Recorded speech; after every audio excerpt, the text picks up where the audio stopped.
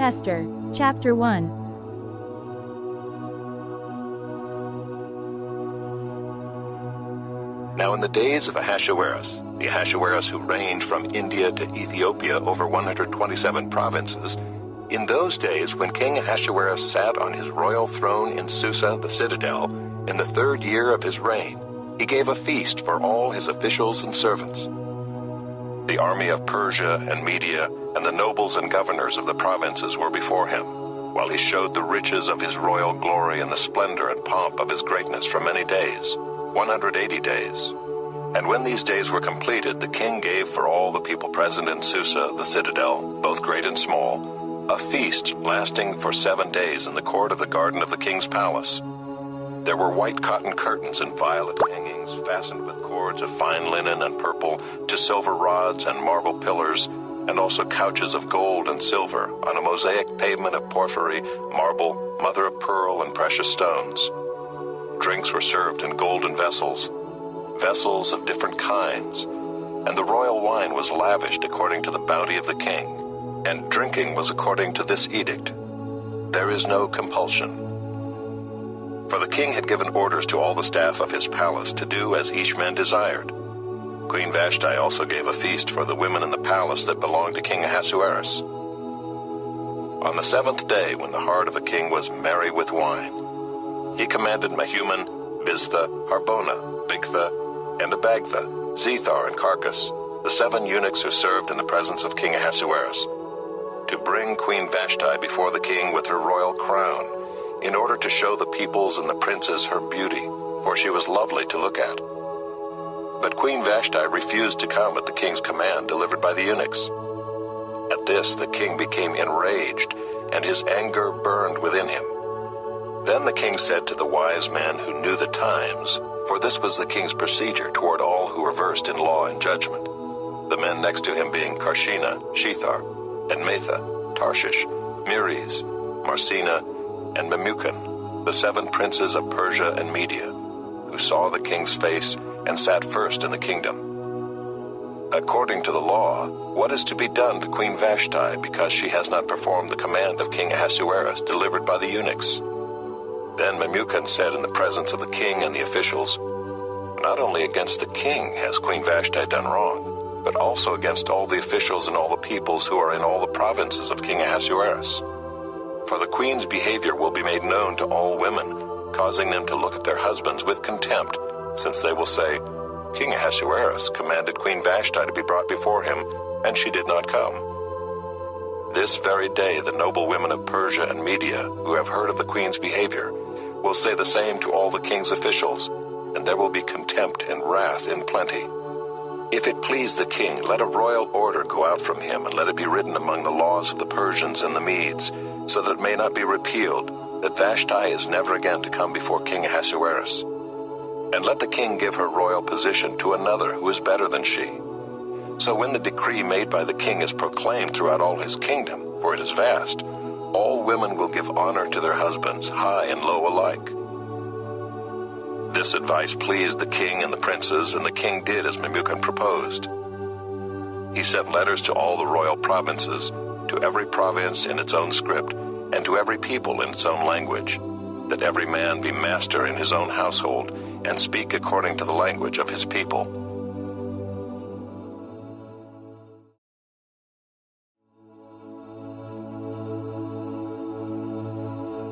Esther, Chapter 2.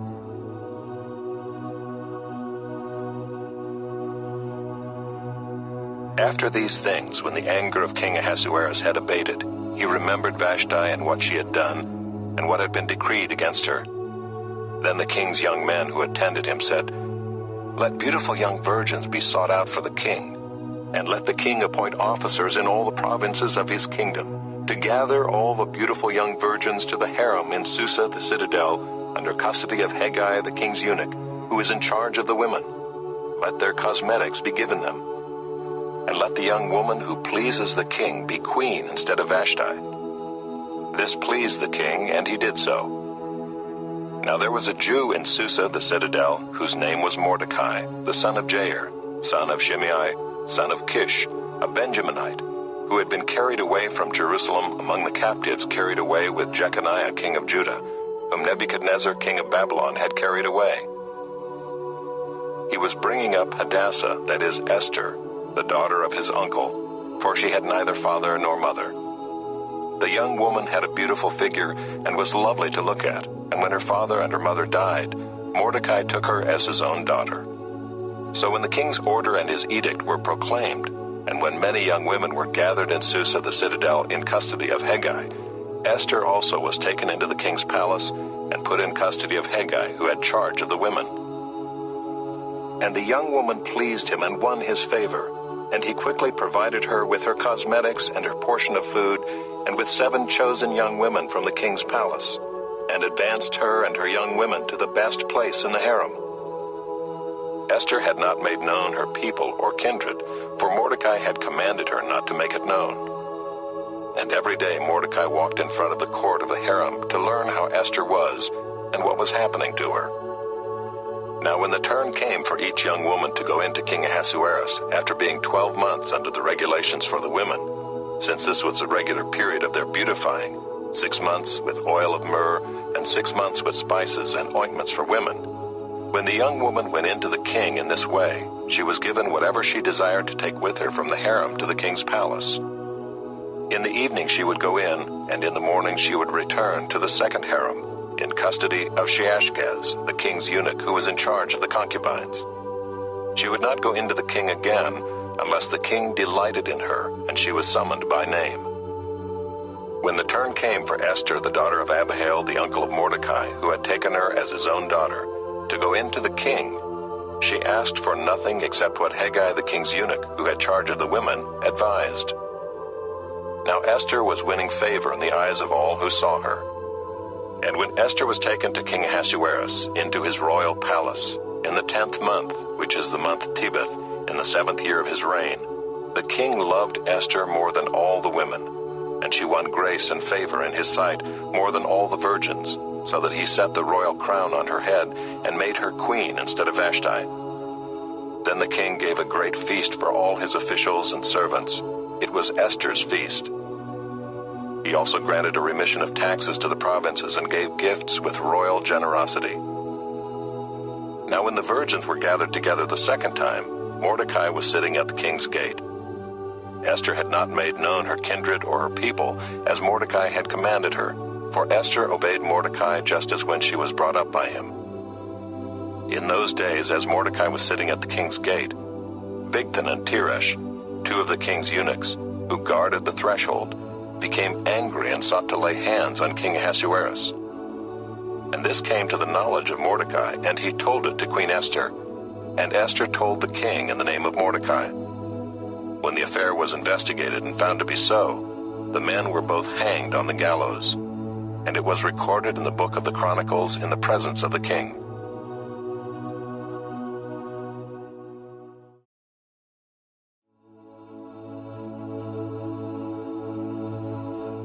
Esther, Chapter 3.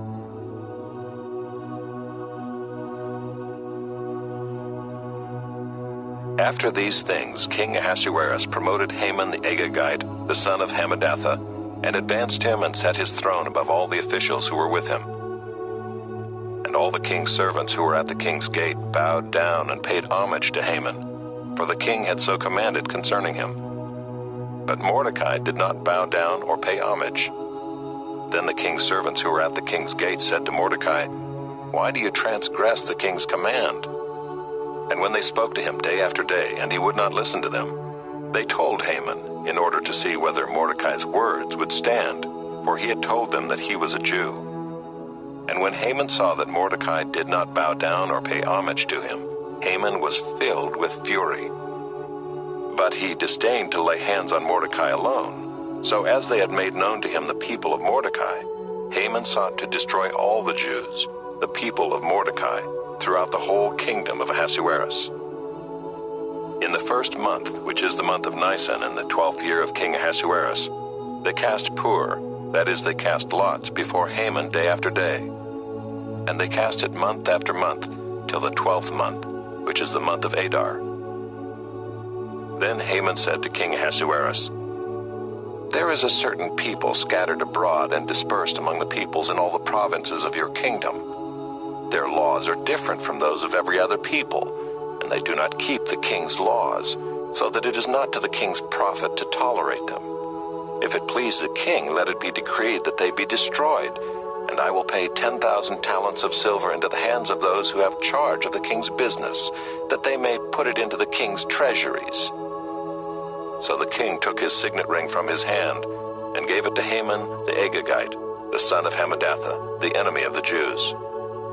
And the king said to Haman, "The money is given to you, the people also, to do with them as it seems good to you." Then the king's scribes were summoned on the 13th day of the first month, and an edict, according to all that Haman commanded, was written to the king's satraps and to the governors over all the provinces and to the officials of all the peoples, to every province in its own script and every people in its own language. It was written in the name of King Ahasuerus and sealed with the king's signet ring. Letters were sent by couriers to all the king's provinces, with instruction to destroy, to kill, and to annihilate all Jews, young and old, women and children, in one day, the 13th day of the 12th month, which is the month of Adar, and to plunder their goods. A copy of the document was to be issued as a decree in every province by proclamation to all the peoples to be ready for that day. The couriers went out hurriedly by order of the king, and the decree was issued in Susa the citadel. And the king and Haman sat down to drink, but the city of Susa was thrown into confusion.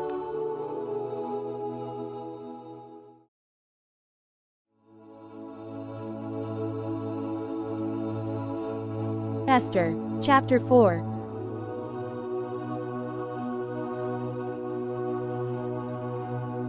When Mordecai learned all that had been done, Mordecai tore his clothes and put on sackcloth and ashes, and went out into the midst of the city, and he cried out with a loud and bitter cry. He went up to the entrance of the king's gate, for no one was allowed to enter the king's gate clothed in sackcloth. And in every province, wherever the king's command and his decree reached, there was great mourning among the Jews, with fasting and weeping and lamenting, and many of them lay in sackcloth and ashes. When Esther's young women and her eunuchs came and told her, the queen was deeply distressed. She sent garments to clothe Mordecai, so that he might take off his sackcloth, but he would not accept them. Then Esther called for Hathach, one of the king's eunuchs who had been appointed to attend her, and ordered him to go to Mordecai to learn what this was and why it was.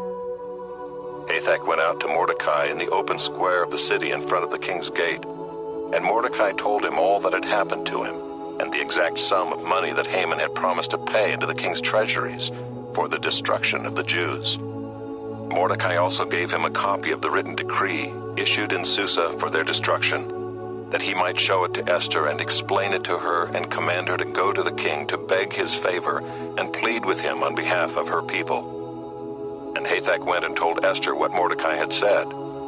Then Esther spoke to Hathach and commanded him to go to Mordecai and say, "All the king's servants and the people of the king's provinces know that if any man or woman goes to the king inside the inner court without being called, there is but one law, to be put to death, except the one to whom the king holds out the golden scepter, so that he may live.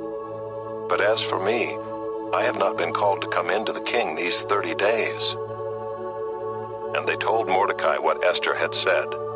Then Mordecai told them to reply to Esther, "Do not think to yourself that in the king's palace you will escape any more than all the other Jews.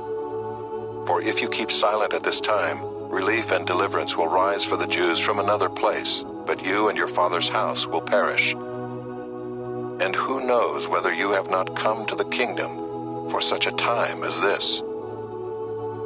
Then Esther told them to reply to Mordecai, "Go, gather all the Jews to be found in Susa, and hold a fast on my behalf, and do not eat or drink for 3 days, night or day. I and my young women will also fast as you do. Then I will go to the king, though it is against the law, and if I perish, I perish." Mordecai then went away and did everything as Esther had ordered him.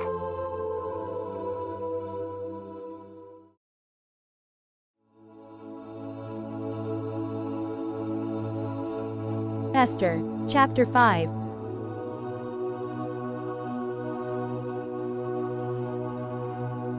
On the third day, Esther put on her royal robes and stood in the inner court of the king's palace in front of the king's quarters, while the king was sitting on his royal throne inside the throne room opposite the entrance to the palace. And when the king saw Queen Esther standing in the court, she won favor in his sight, and he held out to Esther the golden scepter that was in his hand. Then Esther approached and touched the tip of the scepter. And the king said to her, "What is it, Queen Esther? What is your request? It shall be given you, even to the half of my kingdom." And Esther said, "If it please the king, let the king and Haman come today to a feast that I have prepared for the king." Then the king said, "Bring Haman quickly so that we may do as Esther has asked." So the king and Haman came to the feast that Esther had prepared. And as they were drinking wine after the feast, the king said to Esther, "What is your wish? It shall be granted you. And what is your request? Even to the half of my kingdom it shall be fulfilled." Then Esther answered, "My wish and my request is, if I have found favor in the sight of the king, and if it please the king to grant my wish and fulfill my request, let the king and Haman come to the feast that I will prepare for them, and tomorrow I will do as the king has said." And Haman went out that day joyful and glad of heart. But when Haman saw Mordecai in the king's gate, that he neither rose nor trembled before him, he was filled with wrath against Mordecai.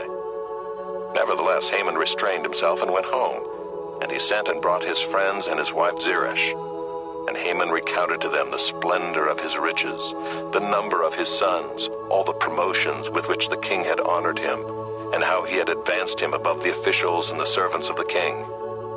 Then Haman said, "Even Queen Esther let no one but me come with the king to the feast she prepared, and tomorrow also I am invited by her together with the king.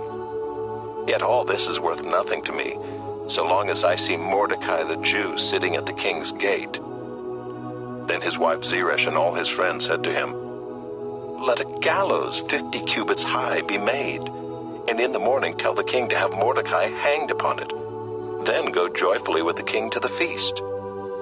This idea pleased Haman, and he had the gallows made.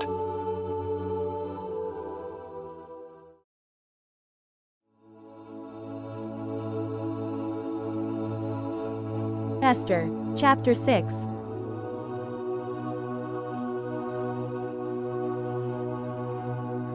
On that night the king could not sleep, and he gave orders to bring the book of memorable deeds, the Chronicles, and they were read before the king. And it was found written how Mordecai had told about Bigthana and Teresh, two of the king's eunuchs, who guarded the threshold, and who had sought to lay hands on King Ahasuerus. And the king said, "What honor or distinction has been bestowed on Mordecai for this?" The king's young men who attended him said, "Nothing has been done for him." And the king said, "Who is in the court?"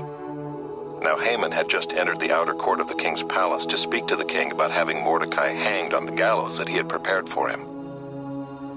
And the king's young men told him, "Haman is there, standing in the court." And the king said, "Let him come in." So Haman came in, and the king said to him, "What should be done to the man whom the king delights to honor?" And Haman said to himself, "Whom would the king delight to honor more than me?" And Haman said to the king, "For the man whom the king delights to honor, let royal robes be brought, which the king has worn, and the horse that the king has ridden, and on whose head a royal crown is set. And let the robes and the horse be handed over to one of the king's most noble officials.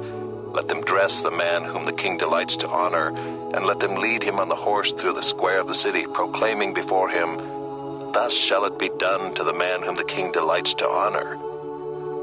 Then the king said to Haman, "Hurry, take the robes and the horse, as you have said, and do so to Mordecai the Jew, who sits at the king's gate. Leave out nothing that you have mentioned." So Haman took the robes and the horse, and he dressed Mordecai and led him through the square of the city, proclaiming before him, "Thus shall it be done to the man whom the king delights to honor." Then Mordecai returned to the king's gate, but Haman hurried to his house, mourning and with his head covered. And Haman told his wife Zeresh and all his friends everything that had happened to him. Then his wise men and his wife Zeresh said to him, "If Mordecai, before whom you have begun to fall, is of the Jewish people, you will not overcome him, but will surely fall before him." While they were yet talking with him, the king's eunuchs arrived and hurried to bring Haman to the feast that Esther had prepared.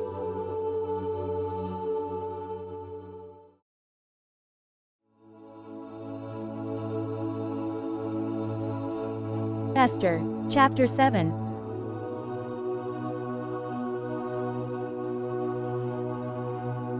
So the king and Haman went in to feast with Queen Esther. And on the second day, as they were drinking wine after the feast, the king again said to Esther, "What is your wish, Queen Esther? It shall be granted you. And what is your request? Even to the half of my kingdom it shall be fulfilled." Then Queen Esther answered, "If I have found favor in your sight, O king, and if it please the king, let my life be granted me for my wish, and my people for my request. For we have been sold, I and my people, to be destroyed, to be killed, and to be annihilated. If we had been sold merely as slaves, men and women, I would have been silent, for our affliction is not to be compared with the loss to the king." Then King Ahasuerus said to Queen Esther, "Who is he and where is he who has dared to do this?" And Esther said, "A foe and enemy, this wicked Haman." Then Haman was terrified before the king and the queen. And the king arose in his wrath from the wine drinking and went into the palace garden. But Haman stayed to beg for his life from Queen Esther, for he saw that harm was determined against him by the king. And the king returned from the palace garden to the place where they were drinking wine, as Haman was falling on the couch where Esther was. And the king said, "Will he even assault the queen in my presence in my own house?" As the word left the mouth of the king, they covered Haman's face. Then Harbona, one of the eunuchs in attendance on the king, said, "Moreover, the gallows that Haman has prepared for Mordecai, whose word saved the king, is standing at Haman's house, 50 cubits high." And the king said, "Hang him on that." So they hanged Haman on the gallows that he had prepared for Mordecai. Then the wrath of the king abated.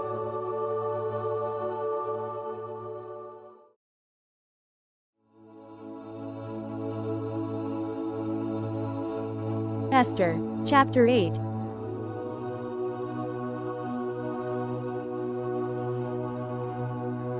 On that day, King Ahasuerus gave to Queen Esther the house of Haman, the enemy of the Jews.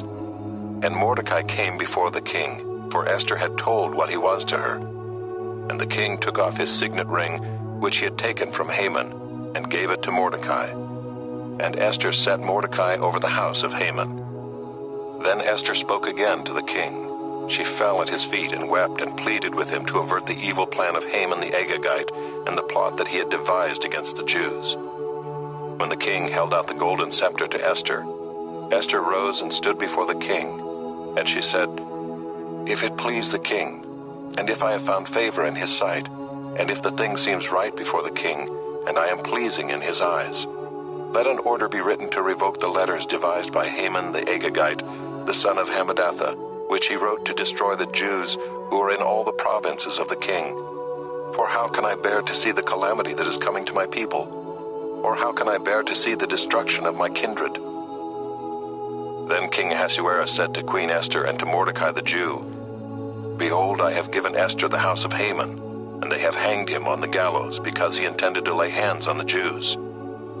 But you may write as you please with regard to the Jews, in the name of the king, and seal it with the king's ring. For an edict written in the name of the king and sealed with the king's ring cannot be revoked." The king's scribes were summoned at that time in the 3rd month, which is the month of Sivan, on the 23rd day.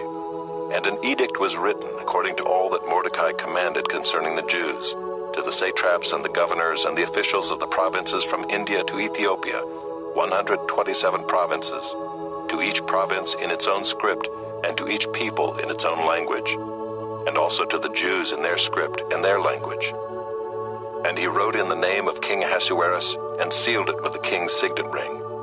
Then he sent the letters by mounted couriers riding on swift horses that were used in the king's service, bred from the royal stud, saying that the king allowed the Jews who were in every city to gather and defend their lives, to destroy, to kill, and to annihilate any armed force of any people or province that might attack them, children and women included, and to plunder their goods, on one day throughout all the provinces of King Ahasuerus, on the 13th day of the 12th month, which is the month of Adar. A copy of what was written was to be issued as a decree in every province, being publicly displayed to all peoples, and the Jews were to be ready on that day to take vengeance on their enemies. So the couriers, mounted on their swift horses that were used in the king's service, rode out hurriedly, urged by the king's command, and the decree was issued in Susa the citadel. Then Mordecai went out from the presence of the king in royal robes of blue and white, with a great golden crown and a robe of fine linen and purple, and the city of Susa shouted and rejoiced. The Jews had light and gladness and joy and honor. And in every province and in every city, wherever the king's command and his edict reached, there was gladness and joy among the Jews, a feast and a holiday. And many from the peoples of the country declared themselves Jews, for fear of the Jews had fallen on them.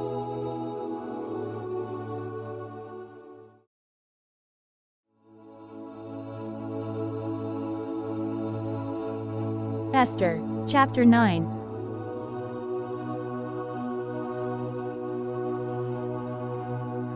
Now in the 12th month, which is the month of Adar, on the 13th day of the same, when the king's command and edict were about to be carried out, on the very day when the enemies of the Jews hoped to gain the mastery over them, the reverse occurred. The Jews gained mastery over those who hated them. The Jews gathered in their cities throughout all the provinces of King Ahasuerus to lay hands on those who sought their harm. And no one could stand against them, for the fear of them had fallen on all peoples. All the officials of the provinces and the satraps and the governors and the royal agents also helped the Jews, for the fear of Mordecai had fallen on them. For Mordecai was great in the king's house, and his fame spread throughout all the provinces, for the man Mordecai grew more and more powerful.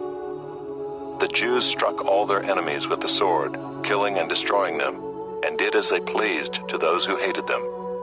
In Susa the citadel itself the Jews killed and destroyed 500 men, and also killed Parshandatha and Dalphon, and Aspatha, and Paratha, and Adalia, and Aridatha, and Parmashta, and Arasai, and Aradai, and Vaisatha, the 10 sons of Haman the son of Hammedatha, the enemy of the Jews.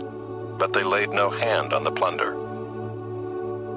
That very day the number of those killed in Susa the citadel was reported to the king. And the king said to Queen Esther, "In Susa the citadel the Jews have killed and destroyed 500 men, and also the 10 sons of Haman. What then have they done in the rest of the king's provinces? Now what is your wish? It shall be granted you. And what further is your request? It shall be fulfilled." And Esther said, "If it please the king, let the Jews who are in Susa be allowed tomorrow also to do according to this day's edict, and let the 10 sons of Haman be hanged on the gallows." So the king commanded this to be done. A decree was issued in Susa, and the 10 sons of Haman were hanged. The Jews who were in Susa gathered also on the 14th day of the month of Adar, and they killed 300 men in Susa, but they laid no hands on the plunder. Now the rest of the Jews who were in the king's provinces also gathered to defend their lives and got relief from their enemies, and killed 75,000 of those who hated them, but they laid no hands on the plunder. This was on the 13th day of the month of Adar, and on the 14th day they rested and made that a day of feasting and gladness. But the Jews who were in Susa gathered on the 13th day and on the 14th, and rested on the 15th day, making that a day of feasting and gladness. Therefore the Jews of the villages who live in the rural towns hold the 14th day of the month of Adar as a day for gladness and feasting, as a holiday, and as a day on which they send gifts of food to one another. And Mordecai recorded these things and sent letters to all the Jews who were in all the provinces of King Ahasuerus, both near and far, obliging them to keep the 14th day of the month of Adar and also the 15th day of the same, year by year, as the days on which the Jews got relief from their enemies, and as the month that had been turned for them from sorrow into gladness, and from mourning into a holiday. that they should make them days of feasting and gladness, days for sending gifts of food to one another and gifts to the poor. So the Jews accepted what they had started to do and what Mordecai had written to them. For Haman the Agagite, the son of Hammedatha, the enemy of all the Jews, had plotted against the Jews to destroy them, and had cast pur, that is, cast lots, to crush and to destroy them. But when it came before the king, he gave orders in writing that his evil plan that he had devised against the Jews should return on his own head, and that he and his sons should be hanged on the gallows. Therefore they called these days Purim, after the term pur. Therefore, because of all that was written in this letter, and of what they had faced in this matter, and of what had happened to them, the Jews firmly obligated themselves and their offspring and all who joined them, that without fail they would keep these 2 days according to what was written, and at the time appointed every year, that these days should be remembered and kept throughout every generation, in every clan, province, and city, and that these days of Purim should never fall into disuse among the Jews, nor should the commemoration of these days cease among their descendants.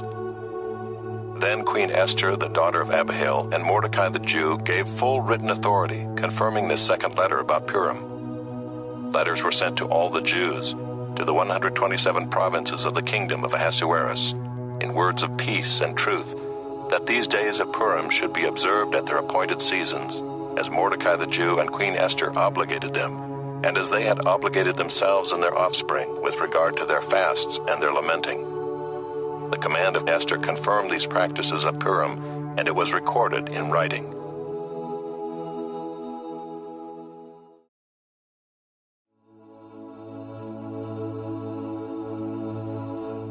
Esther, Chapter 10.